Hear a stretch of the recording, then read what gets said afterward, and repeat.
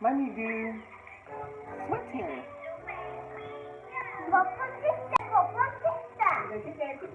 Okay. One must additionally make a distinction between medical research and clinical medicine. They do not necessarily correlate. Oh, let's read that again. That's an important part. One must additionally make a distinction between medical research and clinical medicine. They do not necessarily correlate. Medical research, whatever it chooses to study, plays by certain rules.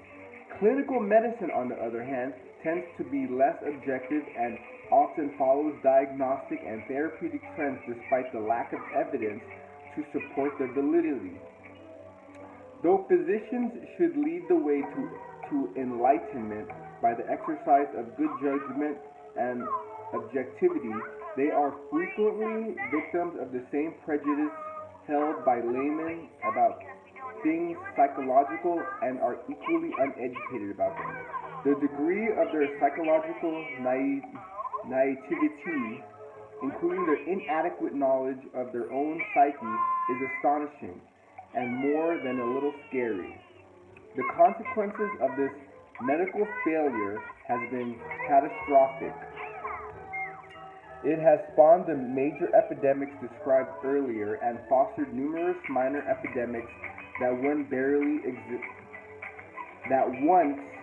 barely existed, like the whiplash syndrome, knee pain, foot pain, and shoulder pain. New and expensive therapeutic practices and whole new industries have been developed to treat these disorders, making it unlikely that enlightened change can be expected in the near future. Let me emphasize that I know many physicians who are caring and do a wonderful job with their patients, surgeons among them. They are stars in the medical firmament. But because of the present climate in medicine, most of them cannot and will not make psychosomatic diagnosis. Mind body medicine is a world apart and has very few practitioners. Psychiatry and psychosomatic medicine. This is turning out to be a great book.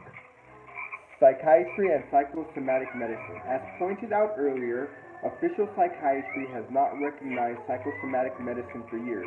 Even the term has been banished from the Diagnostic and Statistical Manual of Mental Disorders, DSM. That is one of the go-to books when it comes to psychology. The Diagnostic and Statistical Manual of Mental Disorders, DSM, has been replaced by the term somatoform. It is informative how the DSM deals with this matter. The introductory paragraph defines somatoform as follows. All right, we are going to go for a run and then we're going to come back and pick it up on page 39, The Divided Mind, the Epidemic of Mind-Body Disorders. If you haven't done so already, subscribe. If you made it this far into the video, eat healthy, be healthy, sleep well, live well.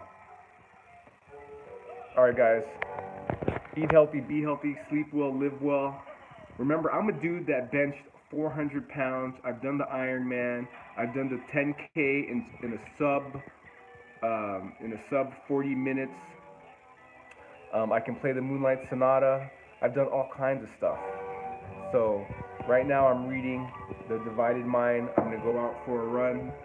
If anyone thinks you are a little off the wall, or you're not normal, or you're doing something amazing, it's because they're not doing it.